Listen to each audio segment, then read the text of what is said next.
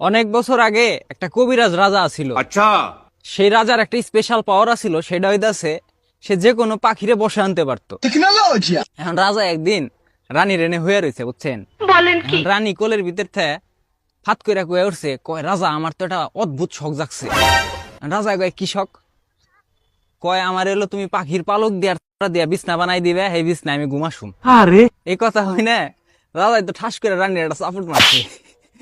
মায়ের হের কথা, এই কাম হয় নাকি কোনোদিন? এখন রানীও তো মনে করেন নাসর বান্দা, রানী কইতাছে কয় এই একটা কামই তো একটু ভালো মতো পারো, ঠিক আছে পাখি বস করা, আর কোনো কামই তো তুমি ঠিক মতো কইরা পারো না। समझ रहे हो? समझ रहे हो आप? ঠিক আছে, এই কথা হই না তো রাজায় মনে করেন রাগ রাগ হয়ে গেছে গা। রাগ হওয়ার পরে রাজায় সব পাখিরে ডাক দিছে। এখন ডাক দিয়া হেরে কইতাছে, কয় পক্ষীকুল, আমি চাই আমার নির্দেশে তোমাকে তার পালক আমারে দান করো, আমি হেডের দিয়ে আমার বোর জন্য একটা বিছনা বানামু, হে বিছনায় যে আমরা দুজন হয়ে থাকুম। अभी मैं गाली नहीं दे सकता। এখন পাখিরা কইতাছে, কয় রাজা আমরা তো এই কামটা কইরা পারতেছি না আপাতত। কয় কে? কয় আমাকে পক্ষীরাজ গেছে হলো একটা সুমারিতে, সে যখন আসবো তারপরে আমরা আপনার সাথে আবার দেখা করবো। ये क्या बक रहे हो मादर কয় তোমাকে পক্ষীরাজ তাড়াতাড়ি তলব লাগাও। এখন দিছে তলব, বুঝছেন? পক্ষীরাজ আর নগদ আহে না।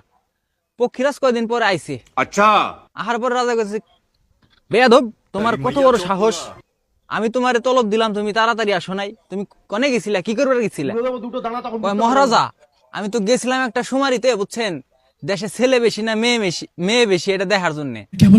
কয় কে দেশে তো পোলাই বেশি, আমি 1 বছর আগে সুমারি করছি। কয় না রাজা মশাই, দেশে মেয়ে বেশি। কয় কিভাবে মেয়ে বেশি? কয় নারীর প্রলোভনে পড়ে যে পুরুষ তুলিতে চায় পক্ষীর ছাল, সেই শালার বেটা শালা কিসের পুরুষ, ও তো মেগি চাটের বাল। এই কথা হই না তো মনে করেন রাজায় রেগে গেছে। রাজা তো বুঝছে যে রাজারে মিন করে এটা কইলো। রাজা তো মনে করেন ঠাস করে একটা কানের নিচে দিছে থাপুর। থাপুর দিয়া কয় যা, তোর আমি ছাইরা দিলাম, হ্যাঁ তোর আর কোনদিন ডাকুম না, তুই আমার যে অপমান করছাস তোরে তোর ডাকার কোনো প্রশ্নে উঠে না। যাই হোক পক্ষীরাজ চলে গেছে, রাজাও বাসায় চলে গেছে। রাজায় বাসায় যে রানীর কাছে কইতাছে, কয় রানী আমি তো এই পালক জোগাড় করে পারি নাই, তোমার বিছনাটাও আমি করে দিয়া পারলাম না। রানী তো মনে করেন ব্যাগ বুক গুছায় লাইছে, বাপের বাড়ি যাইব গা। হ্যাঁ রাজা তো বিপদে পড়ে গেছে, কয় এখন আমি কি করি?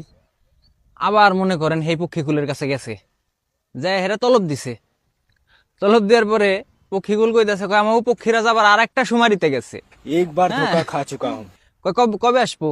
আসবো কিছুদিন পরে। दोबारा नहीं खाऊंगा। এখন কিছুদিন পরে সেই পক্ষীরাজ আবার আইছে। আহার পরে কইতেছে, এই তুই আবার কিসের সুমারিতে গেছিলি রে, এতদিন লাগলো তোর?